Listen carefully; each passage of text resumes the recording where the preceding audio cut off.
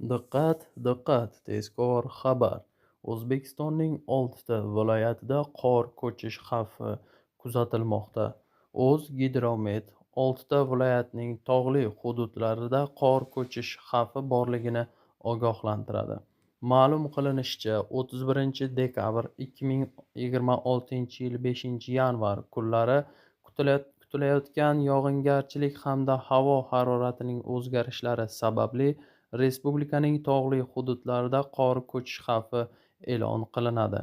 Shu jumladan Qashqadaryo viloyati Dehqonobod, Kitob, Qamashi, Shahrisabz tumanlarida, Surxondaryo viloyati Boysun, Qumqo'rg'on, Sariosiyo, Uzun tumanlarida, Samarqand viloyati Nurobod, Qo'shrabot, Samarqand, Urgut tumanlarida, Jizzax viloyati Baxmal, Zomin tumanlarida, Toshkent viloyati Bo'stonliq, Parkent, Ohangaron tumanlarida, Namangan viloyatida esa Pop tumanida qor ko'chish xavfi kuzatilmoqda.